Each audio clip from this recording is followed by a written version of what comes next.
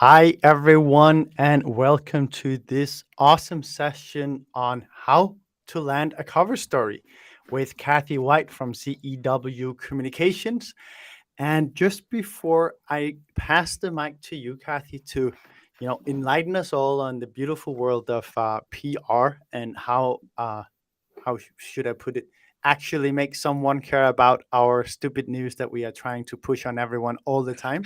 I will just take a second to talk a bit about, of course, ourselves, because we are EUVC, David and me, we are the founders. And what is EUVC? Well, that is probably one of the very best ways to engage with the European venture ecosystem, and that goes both for the content side and for the investing side, because we are both producing quite a bit of content on the webpage eu.vc, or you can also follow us on LinkedIn. We're trying to kind of make sure that we're ever present. And then we're also doing investments into syndicates or into funds, and we're doing those as syndicates.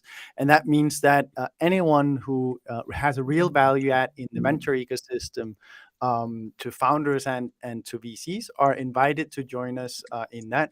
We've got some super good investments done already. Acrobat Ventures, started Wise Guys being closed right now. And we've got 500 Emerging Europe and Pace Notes, two great upcoming funds that we're just closing the syndicate into these days. So that's quite awesome.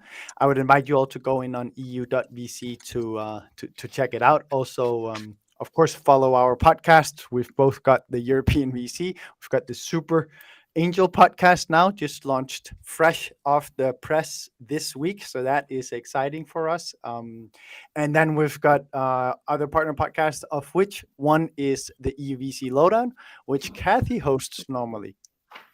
I do. It's weird having a conversation with you guys where I know it's actually live streamed and not just pre-recorded, where I know you can edit out the really stupid things I say. Yeah. And David's face is also shown here, so that's even worse. But Cathy, let's get into the meat here. First of all, if I should maybe just set the context here and say, why did we invite you to come on to talk about this? That is, of course, because just as I said, with UVC, we are a bit of a hybrid between investor and media, and as such, we're also being pitched quite a bit of things. Some of it great, some of it less interesting, some of it pitched in a manner where you think, this could be cool, and others where you kind of think, what is this guy thinking? So in that sense, I think that we're a bit on both sides, because David and I, of course, also have our own agendas that we're pushing to media, and sometimes we're successful, sometimes we're less. So we're also very keen on learning more from you on this topic.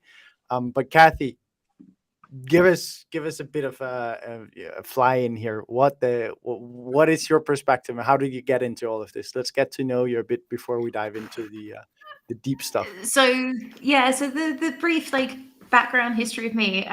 When I was growing up, all I ever wanted to be was a film director. I wanted to be a much shorter female version of Quentin Tarantino. That was my big ambition in life. Led me to studying film and television, and I fell into radio. I fell into writing. Loved presenting as part of that. So everything media, I've always been a bit of a nerd around, and I love it. And then when I left university, it was around about the time of the recession, the other one, not the current one.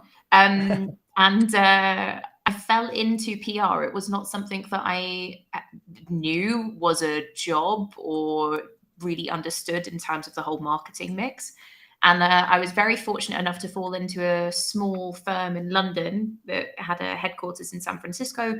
And we were specializing in working with early stage tech startups and working with tech VCs. So the early clients for me were Index Ventures, working with the initial very small 6-person team that was TransferWise way back when. and other big names that were kind of blossoming in London's Silicon Roundabout. So I've been part of that world for 12 years now, and kind of loved it. Loved getting to know journalists, loved coming up with stories. And the thing that I really loved was working closely with both startups and VCs to actually understand what it is that they're trying to achieve as a business, and then where media and where PR plays a role in supporting those ambitions. And 6 years ago, I set up my own firm, so CEW Communications.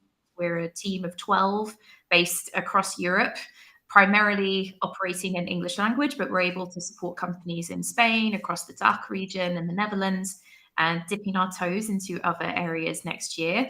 And yeah, we basically do the same thing that I've done my whole career. So we work with early stage, primarily B2B startups from pre-seed all the way up to kind of Series B, Series C. And we do a lot of work with VCs, and we do a lot of work with accelerators. And obviously, it's through the world of investment that I got to know you guys, and now we'll get to co-host the Lowdown, which is great fun because I just get to talk shit and I don't have to pitch it. That is very true. That is what we do in that podcast. Yes. But Cathy, now I'm just pulling up your presentation here because I would love for us to just get right into it. Tell us, the give us the lowdown, really, Okay. on reaching media houses. Yeah, so the lowdown on this really quickly, I'm just going to point out that I did not come up with the title for this talk. And the That's reason the I first highlight this is because I will never, ever, ever promise to deliver someone a cover story. So I've gone for a slightly different title here, which is how to nurture a healthy relationship with the press. I think at the moment, the only way as a venture capitalist or even as a startup founder that you maybe end up on the front cover of a national newspaper is if you are if you are Sam Bankman-Fried and you're being arrested in the Bahamas. So, bit controversial, but I think a general quick reminder is that the world of VC and the grand scheme of all things going on this planet is very small.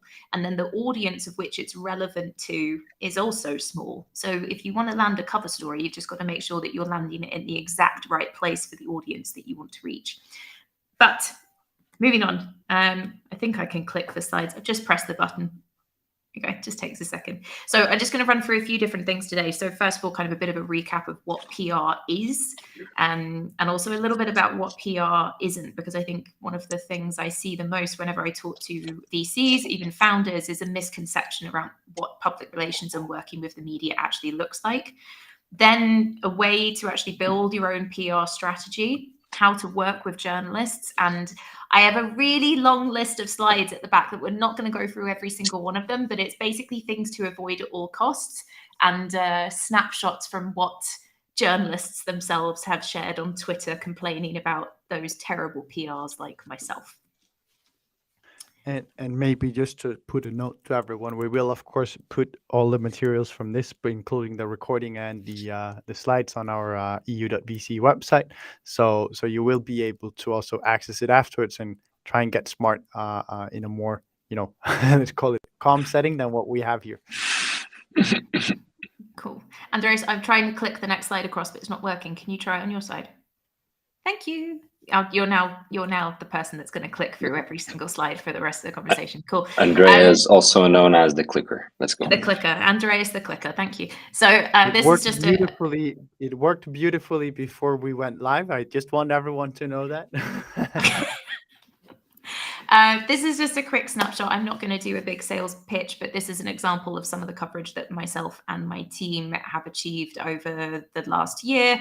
You might recognize a certain venture capital partner up there in the top right-hand corner on Sky News. We, like I said before, we do a lot of work with VCs. We do a lot of work with startup founders, and we're able to get publications like TechCrunch, Bloomberg, Sky News, national newspapers, everything. That's my sales bit done. Let's go on with the lecture. Can I have the next slide, please? Clicker. Thank you. So just a bit of an introduction to PR and the whole point that it exists. So I think public relations annoyingly gets very confused with pure media relations. Media relations is part of public relations, and PR is there in the wider world to build trust and it's an earned channel. So you may pay a freelancer, you may pay an agency, you may pay an in-house PR expert to work with you, but when it actually comes to being covered by the press, you do not pay the media. That's typically how it works in the Western world. It's not a golden rule by any means. In different markets, you do pay to play, and you can pay to play in this market as well. We just don't refer to it as editorial, we refer to it as advertorial. And PR is the planned persuasion of people to behave in ways that further your objectives, right? Whoever is putting the news out there, you're trying to achieve a particular thing by getting the news out there. And the big thing that I see as a massive challenge for anyone who decides that they want to use PR as a channel, PR takes time. It's really frustrating if you go check the news and you see that someone maybe has got a headline on TechCrunch or Bloomberg or something, and sometimes it can look like it happened really quickly. Sometimes it does. If the news is worthy of it, you could get it to the right reporter a day before or the day of, and they'll cover the story. But most of the time it can take weeks to get them to actually cover what you're looking to get out there in the world. Andreas, are you moving? What are you doing? all of the things are flashing on the screen. I am making it sexy and exciting. Thank you. I don't think my face needs to be bigger than the presentation. I don't think that counts as sexy or exciting. But fine. Okay. So 5 factors to achieve great media outcomes. So when we work with any client, and anyone can do this, this is sort of what we think about in terms of building out a PR strategy. And the first place to start with is your goal. And then that everything else comes off of that. So clicker, could you click on, please? Cool. So you've got to have a purpose. All PR really should be driven by a purpose. And if we go to the next slide, can I ask you a question, Cathy? Which is, and I think you're actually kind of going to talk about that, but could you share good goals, bad goals kind of thing? Like unrealistic goals that GPs could have, or that you have seen like having when starting this exercise, right? Like that makes no sense. That is not a PR objective. Like that is something you do through something completely different, whatever, right? So the one that I get all of the time, and for me, it's not a goal. It's part of a strategy rather than a goal. It's actually when you come to an announcement and you think that the goal is to get TechCrunch. You think that the goal is to get the BBC, right? Now that's a way for you to achieve your goal. It's not the goal. Your goal has got to be around, right? We want to get in founders that are building businesses in X industry. Or we want to get in the right publications that our LPs are going to see if we haven't closed our fund yet. We build ourselves as a credible source or thought leader in a particular space, to be talking in that particular space. So my frustration, and I know a lot of other PR professionals share this, is when people come to us and say our goal is we want the BBC, or our goal is we want this publication. Could you that's not a goal. That's great thing to drive for. Yeah, but could you maybe expand a bit on it, because for me it was something that I had to learn, right? Which is channel versus goal, like why some channels are best for specific goals versus other channels. So as an example, we have highly specialized niche channels, and then you have others that are super kind of broad and they cover every single topic, right? And so how do you think, and making this VC centric, which is the challenge, I think, right, is how do you think how the different channels out there, different media houses out there, cater to different types of goals? Can you share any kind of tips and kind of some knowledge there? Yeah, basically it all comes down to audience, right? Whatever your goal is that you're trying to achieve, you want that goal to match a particular audience. So it could be your LPs, it could be the startup founder, it could be a little bit more generalist depending on what it is that you're building, right? So for instance, let's take last week, Atomico's State of European Tech Report, massive amount of data. It's relevant to a huge audience. So they can go generalist and they can go niche in terms of the audiences that they want to reach. When you're thinking about your goal, basically set the audience that you need to get in front of. And when you understand that audience helps you drive research into where you should be seen. So if you want to be seen by LPs, well, hey, like LPs do check TechCrunch. It's a very, very big audience, but it's mixed in with everyone else. And then you can be more honed in, right? There are publications that specifically cater to what's going on in venture capital journal, fine. You've got to go, you attack both. One will have an audience of maybe, and I'm making these numbers up, right? But TechCrunch hypothetically is 10 million. VC Capital Journal, I don't know their audience figures, but my 50 to 200,000, and they're going to hate me if that's completely wrong. But it's going to be a much smaller audience, but it's going to be a more highly relevant audience. So your goal will drive who you need to talk to, and then where you need to be seen. So these are just a few examples of objectives for PR, right? So less, well, it does count for VCs actually. It's one that we hear a lot of for startups at the moment, is the employer branding piece. So being seen because you're trying to attract talent. So if you're going through a growth push, this is a good thing to keep in mind. You want your brand and what you're doing to be sexy and be seen in the right place. And even when you're starting out and you're smaller, if you are reaching out to talent, you want them to be able to find something interesting about you when they Google you, because people do research. So what do you want to see popping up on there? Validation and trust, really important. I mean, you're talking about getting a lot of money from a lot of people in order to have a fund, and they need to trust you. And then you're going to get rid of that money and invest in lots of businesses where you hope that the founders will trust you. And there is an element of the media can play a part in giving people an idea of who it is that they're going to talk to and who they're going to meet, hopefully, when they engage with you further down the line. You want to build excitement and hype, right? If you're announcing a fund, some hype is not a bad thing. I would never make it as a priority number one goal, but definitely a 2 or a 3, it's useful. And then again, going back to the validation and trust exercise, as spokespeople, there is an element in your own profile and building out your own personal brand. There's a question that's just popped up. What is meant by the profile of spokespeople? So if you are an individual in a VC fund, say you're a principal, could be a partner, anyone, as long as you're all in agreement, I don't know how big your firm might be, but you can act as a spokesperson for your business. So if you want to sell a story to journalists, you normally provide a quote, or you normally put them in touch with someone for an interview. That's what the role of spokesperson is. So you talk on behalf of the company. And everyone needs to have one, because journalists don't talk to businesses, they talk to people at businesses. So it's worth recognizing who your spokespeople or person might be, and then raising their profile. Subsequent effect, it raises the profile of the firm and everything else that you're doing. So that's what we mean when we talk about spokespeople.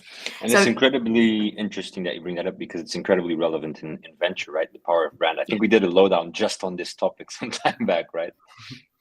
Yeah, we probably should do another one, because I think there's so much more that can be said around personal brand and the importance that it carries for anyone building their career in venture.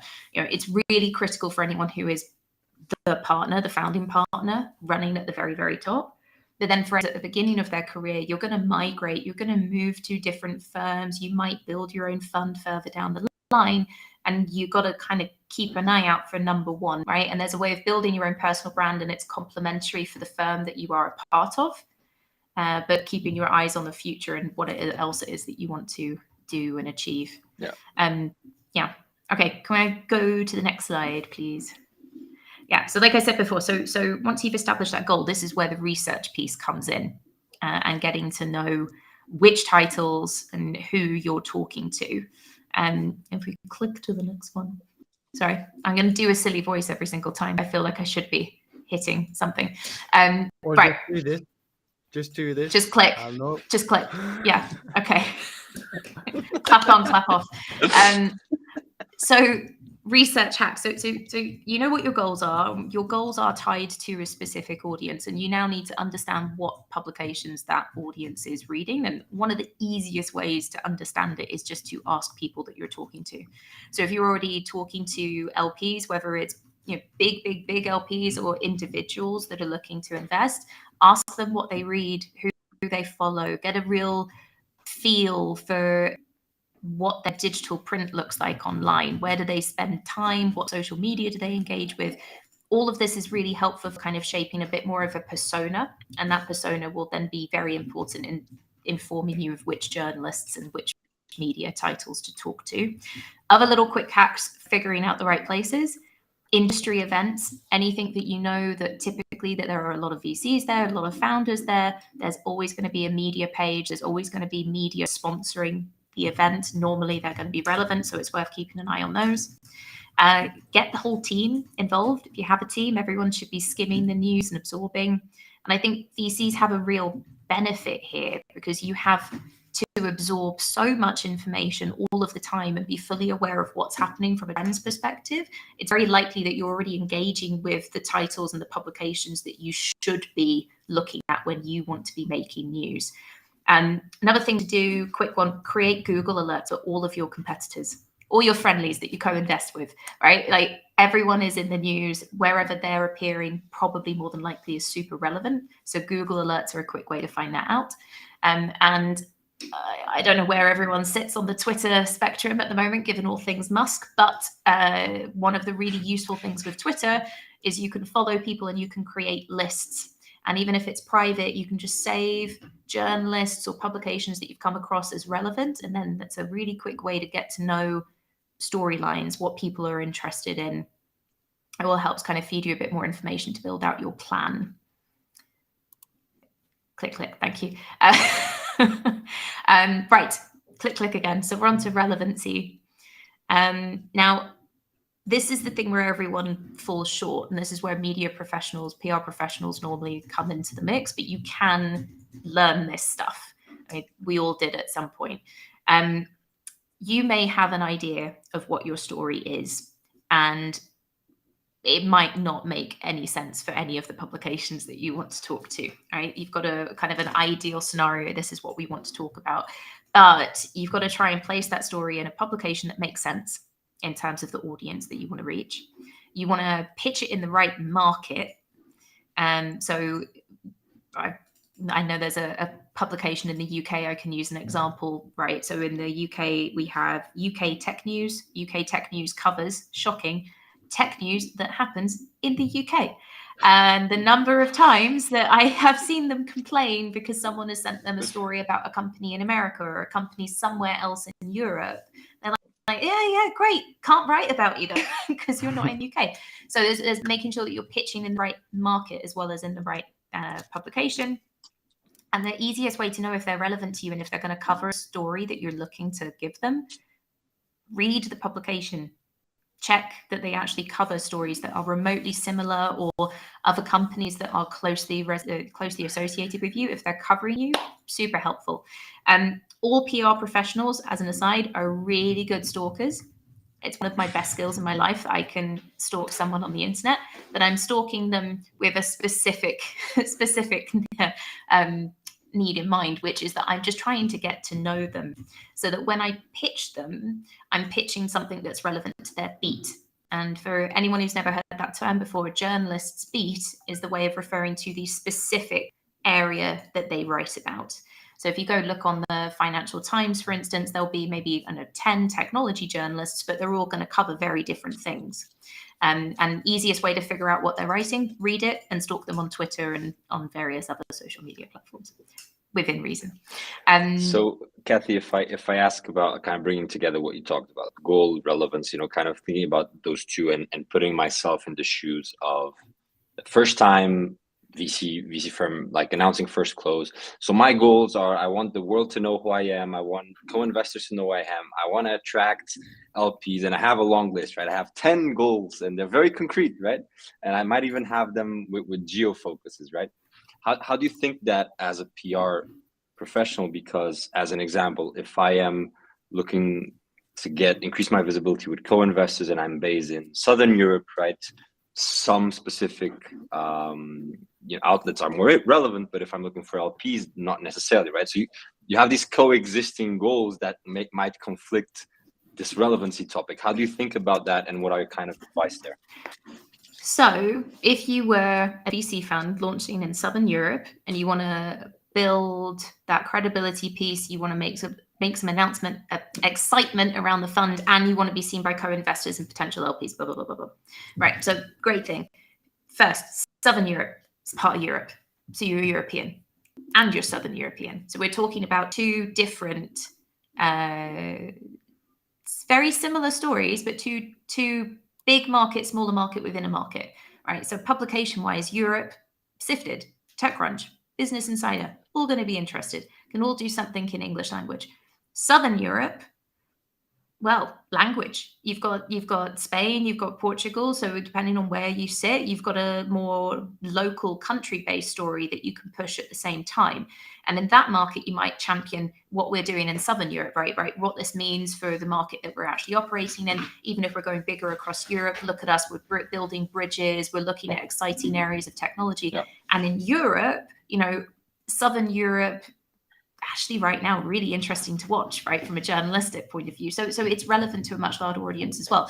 Through both of those, you're going to be seen by co-investors, startups, LPs.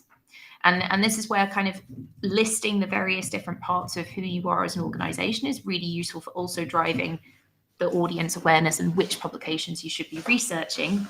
But the story that you may sell in Spain may be completely different to the story that you sell to wider Europe. Yep. And I say this as someone living in Spain, right? Like they love a woohoo, Spain, excellent story, right? Like it's all really exciting and really positive, and there'll be a bunch of publications that are interested, and you'll get a load of coverage in the Spanish market. And then in Europe, hey, Spain's just had a few more unicorns. It's really exciting to see what's going on right now. So there's multiple different ways that you can cut it. Yeah. Cool. Messaging. So getting your story right. So in VC, and I've had this question numerous times over the years when I've worked with funds. Occasionally I do get the question, can we launch the fund without saying how much it is? And the short answer is yes. And then the long answer is yes, but you won't get any coverage. You can talk about the fact that you have a fund, but ultimately money does talk, and journalists are really interested in big numbers and seeing what's happening. One other thing that they're really interested in, and you need this beyond the how much capital you've got to deploy, is the problem that ultimately your investments are looking to solve. So where are you deploying? When VCs raise their funds, and whether they're thematic or more generalist, you're always going to talk about the various different areas that you're interested in right now. And actually for journalists, this is really important, because where you want to put your money is your bet on the future, which is betting on trends that journalists are then going to see maybe 12, 24 months down the line, dependent on the hype and what's been going on in the wider market. So talk about the bigger problems that ultimately are trying to be solved. The future is always more exciting than the present. So always talk to what's going to come down the line. Please say something new. Like I do see too many people try to play it safe, and safe is boring. Safe doesn't get journalists excited, and you can say something new without being too controversial. You just don't want to sound too much like your competition.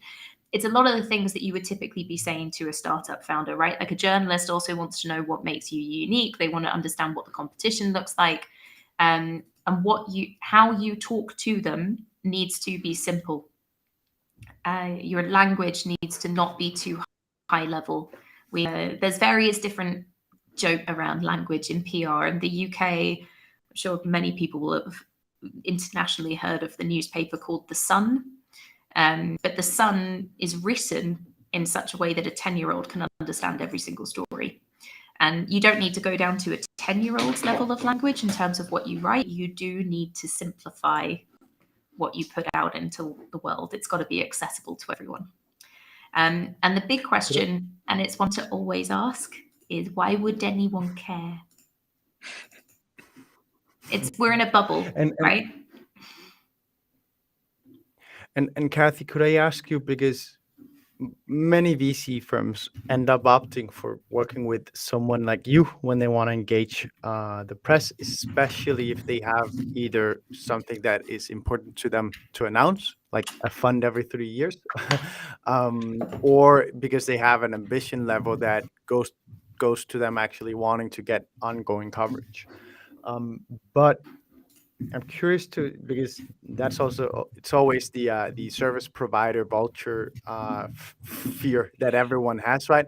Okay, what do I need to ask this PR lady who offers me assistance in this field to make sure that she's not gonna take me on and lead me on, rather than give me the truth? Because here you have your story, you need to X, Y, and Z, and then do you gauge your the viability of your clients or potential clients goals beforehand and say, there's no reason we do this because I'm not going to be able to place this. We can do it, but then it's a 3-month process where we start building up X, Y, and Z, and then we end up with something that might be worthwhile. Yeah. How do you think about it? And so I think every agency is different. I have my own personal filters. So I won't engage with someone if I think there's no story, right? Like it's very, I think, sometimes having a call with a PR person, even just as an initial call, is really helpful because you can tell them what you think is the story. And hopefully, if they're the right kind of person, they will at least tell you on that call whether you have anything of value or not. So then it saves time on both sides.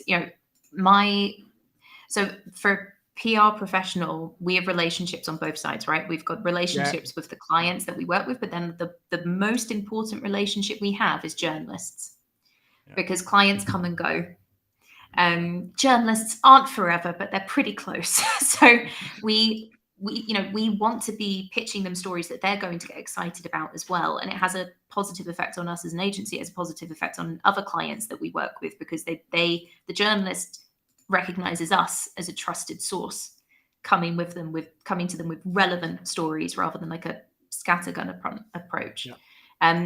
If you talk to PRs, my personal opinion on this is, if a PR does promise you coverage and promises you specific titles that they're going to get you in, for me, that's a red flag.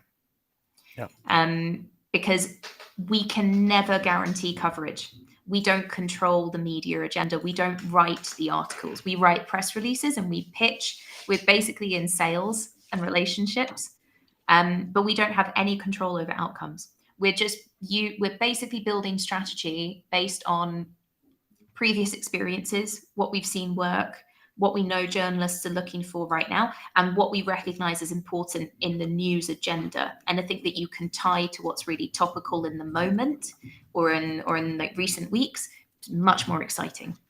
So that's little red flags for me.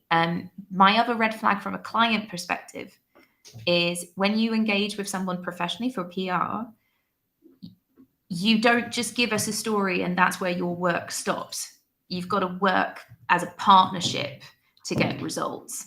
So you've got to have constant communication with your PR team around things that you're seeing happening, thoughts that you've had, things that you want to share with the world, like from a kind of an opinion point of view. And PR team will be feeding you stuff as well, but you might not be comfortable with that, and you've got this idea. So it's collaborative. If you think PR just magically works itself out, that's not going to work. It's going to be a bad relationship, and you'll think PR has failed, but PR is what you put into it. Yeah, that's why I ask exactly. So cool to hear. Yeah. Timing. Tell us. We're now 30 minutes in. Talk to us about timing. Okay, so timing.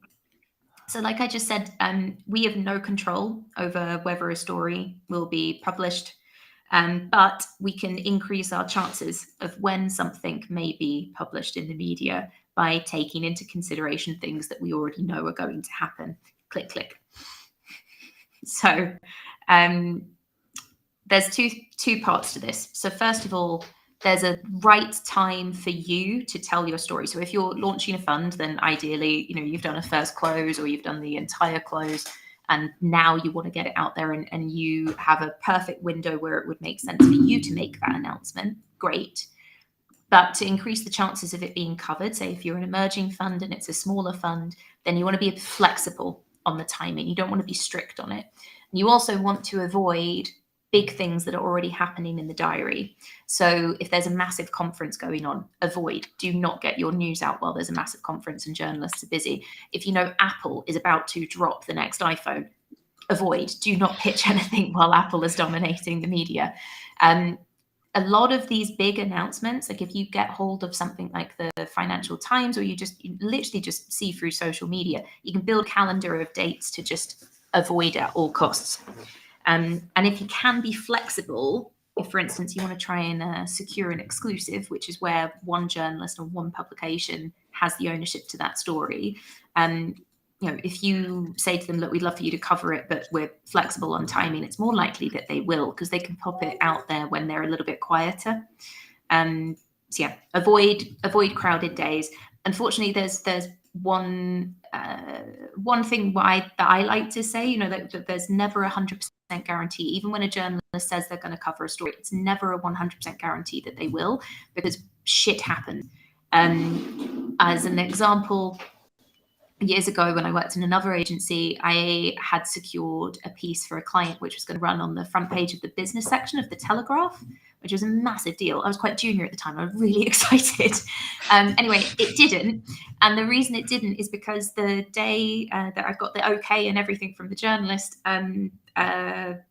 Princess Kate had the first royal baby, and suddenly the Telegraph, which is a massive royalist publication, by the way, all of the stories became about how brands reacted to the birth of Prince George. I'm sat there going, cool, I have nothing. I can do as much as I can, but I can't control another woman's uterus. So that's where we got to on it. Let's leave that standing there for a second. Now, one question: should you then typically, it's typical that is then a lost news day, and you'll just get on the page after, or do they then just typically fold you into the newspaper? It depends on the editor. It depends on what they want to do. So if there's something bigger that happens, that it often is that the story unfortunately doesn't run. It's also, by the way, the journalist that will have written that piece will also be disappointed.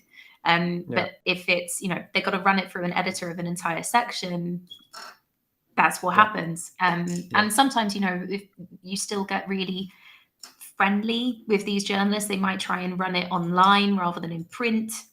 Or I've had this once or twice before, where I had one client had a really extensive interview with the Times, and then they got cut. It was a big feature piece, so they had a couple of quotes, but the editor, not the journalist, the editor decided, no, we don't need that, so they cut their quotes out of the article. But then the same journalist came back and did a one-to-one profile piece with them that ran like a month later. So this is all why it comes back down to relationship building. You're not going to win every single time, but you have to have a consistently open dialogue with these journalists. Can I ask you? We just got two questions in the chat, and let's take those. Susanna, who describes herself as an award-winning creative writer, asks if you have seen more success if you feed journalists viral-like headlines. And I, of course, included Susanna's headline because I thought that was in itself viral-like. So I don't feed journalists viral headlines. When I'm pitching a journalist, typically it's all done on email, because no one wants to pick up their phone anymore, because it's terrifying actually talking to a human being. And journalists do normally just turn it off, because otherwise they'd never get anything done.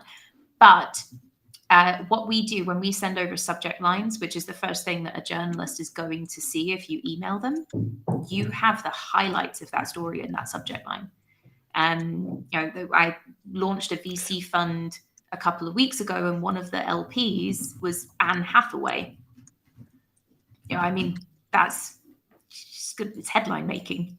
You pull out the details that potentially, from a journalist point of view, could end up acting a bit like clickbait. Like, it's going to get eyes, it's attractive, it's that viral-like quality. But normally, for us pitching, we don't necessarily think of it as a viral headline. We've got to put it all in context of what the journalist knows about the person that we're pitching. If you're a brand spanking new VC fund that no one has heard of before, your name literally means nothing, doesn't go in the subject line. The fund size, what you're trying to focus on, or any other juicy little detail around the fund, that goes in your viral-like subject line. The first barrier with journalists is getting them to open the email. Yeah. Next question is from Lena, and Lena is a marketing and PR person at Dreamcraft Ventures. So that's a countryman of mine. So that I'm happy to see that. Lena asks, "What are your thoughts on exclusivity? Is it beneficial or not to promise exclusivity? And how do you manage interest from other journalists?" So I always use the exclusive as like my power card. So if there is a particular title that someone really, really, really wants to get into, then the exclusive is it's like the carrot on the end of the stick to at least start the conversation. So, a lot of people want to get a TechCrunch piece, but they're just starting out, right? So TechCrunch loves an exclusive. So does Sifted. So if you send a pitch to them and in the subject line, the first word you say is exclusive ... and then a little bit about what you're selling them, again, they're more likely to open it and they're more likely to engage.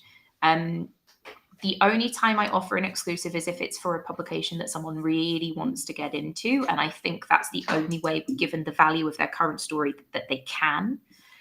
If you can't secure an exclusive, then switch back, right? You go for pitching the story under an embargo, which is the other term to know. So for those that haven't come across embargo, just to explain it really quickly, the embargo is a day and a time at which that story breaks. And it's something that has to be agreed. So you can't just send a press release out with an embargo attached for 2 days' time and expect that a journalist won't break it. It's got to be a mutual agreement. Neither of us are going to talk about this story until this time, and creates an even playing field for all of the other media that you're going to talk to in advance as well. So it's making it fair. And they're two good things to it. You have to be aware of them and how they work. We had, so just a bit of, and I'm assuming that's best practice, because we just announced together with a bunch of other news people the launch of Speed Invest 500 million euro fund, and their Speed Invest did not launch anything about it themselves until 24 hours after the embargo was gone. I'm guessing, because I'm seeing that many of the in our audience are on the VC side, that is the right way to approach it, as the one pitching something with an embargo to press. Yeah, so it depends. So normally, my suggestion, if you're making a big announcement, is sorry, someone trying to phone me. Come on, I want to chat. So when the embargo breaks, normally you have an embargo that's very early in the day or early in the morning of the market that you really want it to be seen in. Let the embargo break. Usually, if we're doing a pitch under embargo, we won't have had every journalist come back to us and say, "Hey, can I see the release? I agree to the embargo." So you then do another wave. You send out the wider. And it's nice to have a few hours where you don't put anything on social media. So you, as the organization or as the person, you stay quiet. And then a couple of hours later, once the release has gone out to everyone and coverage has appeared, go big and just scream it from the rooftops. I think it's interesting that Speed Invest waited 24 hours. I'm going to message Jeremy and be like, I'm curious, why did you do this? But you can wait a couple of hours. That's fine. You can do it all on the same day. And then the nice thing is to think about how you keep pushing it on social media for like the next week, because the news cycle dies quickly. You can keep it going through other content. That's super cool. Good. Cool. Okay, let's get back to the presentation. Lessons from VC comms. So this is just little lessons from over the years doing comms in VC, which I've done quite a lot. So numbers remain sexy. As much as you don't necessarily want to talk about the numbers, they are sexy. Journalists like them, and they really love data as well. And obviously we spoke about this on the lowdown. I know David wrote about it for Sifted as well, right? But more and more journalists now also want to know the specifics around the first close or the second close or the final close, whatever it is. So don't be afraid to have one line. All it is one line in your press release just saying the first close was X. And some will run with it in the story and some might not, but you've provided it. You've done the thing that you're meant to do as the VC fund. Data, like I said, is super sexy. So as you scale, any trends, anything interesting you're seeing amongst your portfolio, It's all worth number crunching, even for your own content, and potentially it's something you can share with journalists as well. You are investing in the trends, so you should have a few journalists that you can talk to regularly and be like, this is what we're backing right now. We're seeing more businesses come to us with decks in the following, etc. So yeah, lots and lots of different things that you can give them. And you only need a handful of really solid relationships. So, you know, your job, as much as you might want to talk to like 20 or 30, 40 different publications, is as long as you know 3 or 4 journalists well enough that you can send them or drip them little ideas, things that you might want to talk about from a thought leadership point of view, or send them news. That's all that really matters. And they respect that. They like having someone that they can also bounce ideas with for stories. And then, yeah, the other thing, and this goes back to briefly touching on personal brand, is you don't have to rely entirely on earned media to get your messages out there. So use LinkedIn, use Twitter if you're into Twitter, use TikTok. Crap, fuck it, be a VC that just embraces TikTok. TikTok VC, here we go. But get messages out there every single day. You know, that promote yourself, promote your thoughts, react to stuff that's going on in the industry. When you're first reaching out to journalists, you want to build a relationship with them.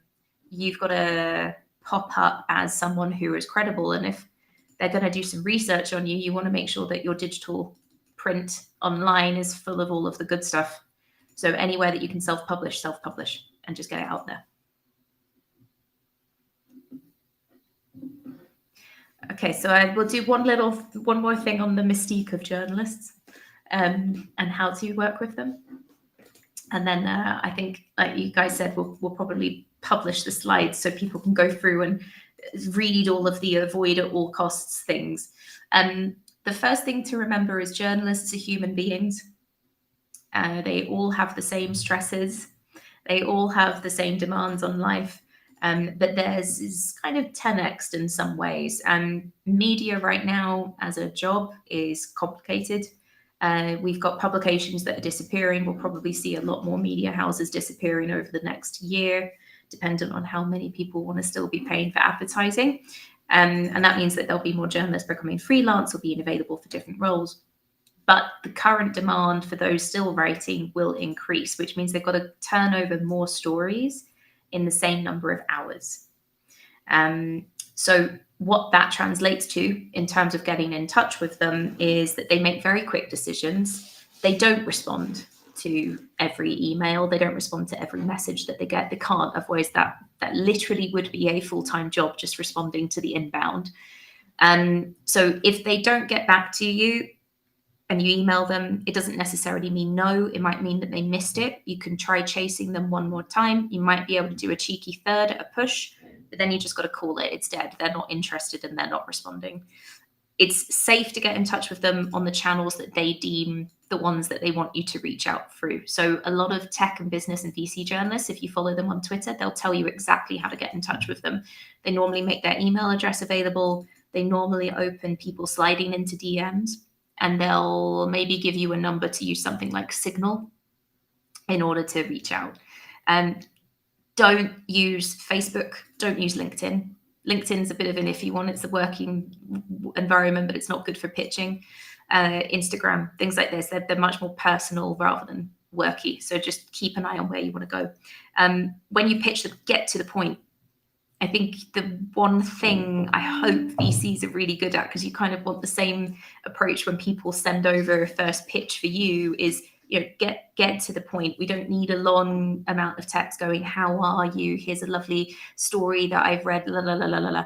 You can refer to things that they've done in the past, and you can keep your pitch really nice and succinct. Get to what the offer is. Are you offering an exclusive? Are you offering an interview? Are you offering a story under an embargo? It can be a few sentences or a few paragraphs. It doesn't need to be much more than that.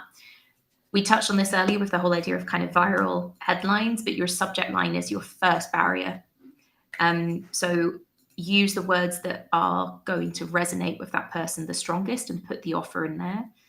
And then try and make working with them as easy as possible. So when we work with journalists, we'll have press kits built. So a press kit has all of your images, your bios, any other material that they could ask you for that you can just send them a link to, and then they can access it.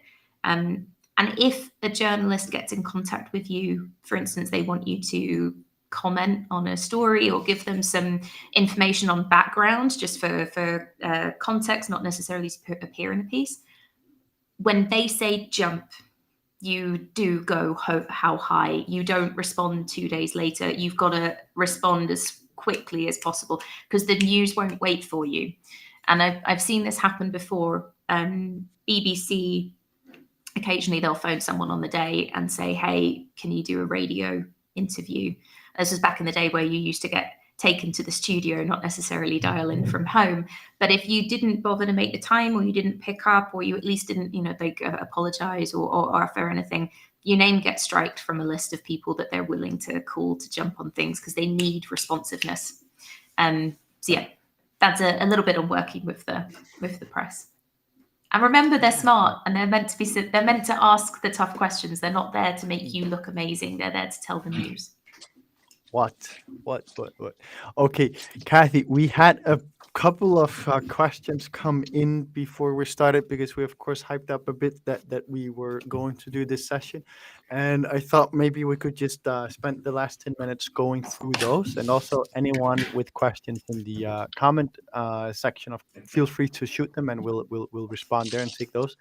But I think the first one that I would love to ask you is the one that we got here from a GP actually in Germany. He didn't say if I could mention his name, but he said, oftentimes you want to read the articles before they go live. Is that a fair ask to have for journalists? Nope. Short answer. Just no. Next question. Just no. Yeah. No, it's called earned media for a reason. You provide them with everything. You help them as much as you can, but they're not writing the story for you. They're writing the story for their readers and for their editor. So it's what about when you then see the article and you see, I think that is portrayed in the wrong way or whatever. Should you react on that or should you not? So there are things that are okay, and then there are things that you would have to have a proper discussion with them, right? So you can ask for factual corrections. So if that someone's name is incorrectly spelled or they've quoted a piece of data wrong, etc., easy. You contact them and ask for corrections, and they can totally make that. If you don't like the tone that they've taken in an article, that's not in your control. All you can do when you're pitching a story to a press is it's facts, right? It's not marketing jazziness. It's here's the story, here's what we got, this is why we're excited, here are the quotes. Outside of that, the wider context that a journalist works to is subjective.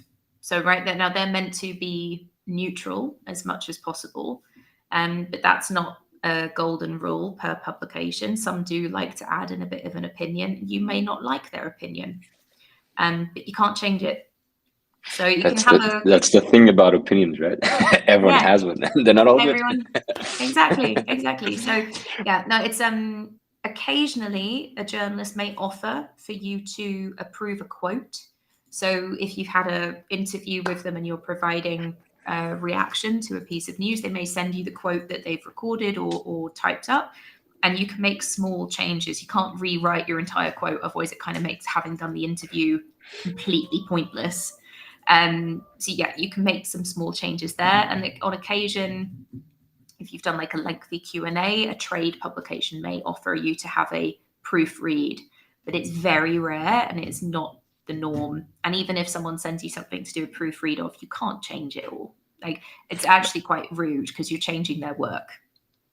But one thing I'd love to hear your reflection on or comment on, on also on the topic of building relationships, is everything we said is very different from then you producing content for a specific newspaper, online journal, whatever it is, because of your expertise on topic XYZ. That's a very different dynamic, correct? Yeah, very different. So when we're sharing news with journalists and selling it to them, we write a press release, and a press release is you can be a little bit marketing in it, but it's very factual. It's this is what's happening. Here's all of the detail. Here's who is involved. This is why it's important. You provide some extra context around it, and you provide that to them. And there are some publications out there that will take that document verbatim and just churn it out as an article, and that's fine. And there are others that use that as their base. So they take that and then they do interviews and then they do research, and they'll pull the facts and various things from the release, but they will write a very unique article. When you talk about placing thought leadership articles, like when you gave a piece to Sifted, that's your piece, you've written it, and they're just publishing it. But that's what the agreement was. The agreement was that you would like to write a piece on X title. Here's a little bit about what I'm thinking. They got excited. We'd love to see a version of what you can make. Here's the editorial guidelines, how many words, tone, blah, blah, blah. And you roll with it, and you're providing it. They might sometimes make small tweaks to things like that, normally from a copy point of view, like cleaning up little things. But other than that, they can't change it either. Yeah. Interesting.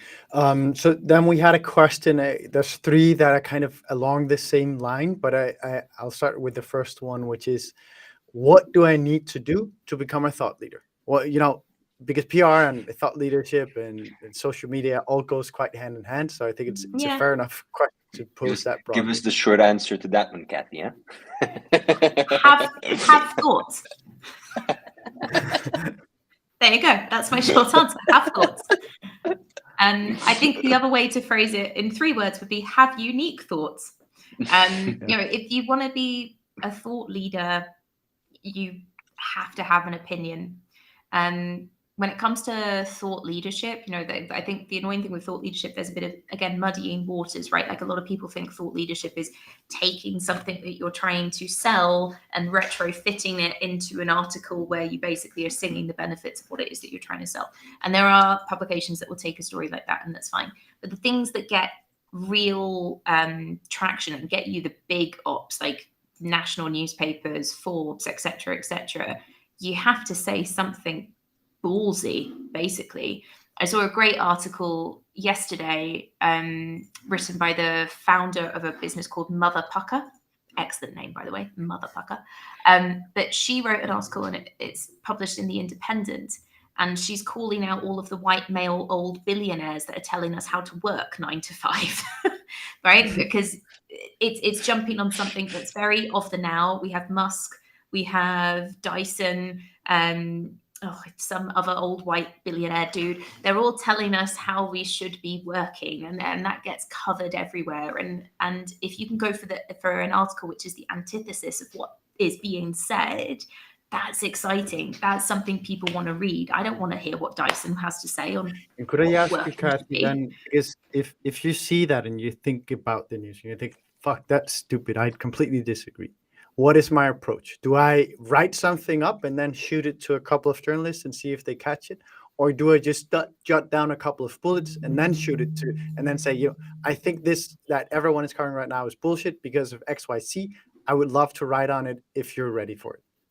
I think is that how you do it? There's 2 things you can do, right? If we're thinking about this example with Mother Pucker, there's the immediate reaction, like LinkedIn and the LinkedIn news team is a really strong asset. If you take the link of, say, I don't know, it could be someone from the BBC has written about Musk and Twitter and whatnot, take that link, put it in your LinkedIn comment, and then add your reaction above it. The LinkedIn news team is scouring posts all of the time so that they can add in reactions from individuals to the news that they push in that top right hand corner where it says LinkedIn newsfeed. It's a really good way to get more eyes on you on Twitter and position yourself as a thought leader. Not Twitter, sorry, LinkedIn. But if you also then have shaped something quite quick as a reaction, you could take the same thing with a headline and you could send it to a couple of different publications and say, guest piece, ... fuck Musk. Here's my article, right? Like, maybe not that specific language, but you can go in with something quite, rock the boat. That's the thought leadership that's more interesting. Yeah. Then some newspapers, or most, of course, have some kind of inbox that you can shoot to that's called hello at whatever. if you don't have PR relationships, is that the one that you shoot it to, or do you try and figure out Eleanor's email at Sifted and shoot it at E at Sifted and Eleanor at Sifted and E Warnock at Sifted? What is the approach? To what lengths should you go to avoid that catch-all inbox? So the first thing to remember is that news and journalists do want to hear from you because they do want people to be sending them ideas and stuff. So they don't make it completely inaccessible for you to get in touch. Yeah. Most publications, if you go to their website, will have a contact section, and they'll normally have an editorial address, or they'll have a mixture of editorial addresses dependent on the size and different desks. The other thing to do, literally just as we're talking about Elon Musk, someone has sent me a Slack message saying Elon shut down something. Anyway, so it's all happening in real time. The other thing that's really useful is actually get in touch with them directly on Twitter. So it's very easy to discover journalists and to actually get in contact with them. Even if you just jump on something that they've tweeted and you react with a, hey, actually, I've got some strong opinions on this. I've just published XYZ, and a link back sometimes could be the difference. Yeah. But most of them are hard to get in touch by email. If you've got an opinion piece, normally sometimes publications will have someone who just covers like a opinion editor or commissioning editor role. So they're just looking for people to pitch them ideas. Yeah. Beautiful. Cathy, we are up on time, so we should end here. If anyone think that what you spoke about today was interesting, is Cathy as easy to get in touch with as a VC? Or sorry, as a VC. I was about to say as a journalist. One day I'll be a VC. Awesome, Cathy. I'll say it for you. Anyone, if you want to get in touch with Cathy, reach out to her on LinkedIn. She is quite responsive. Not her WhatsApp number is.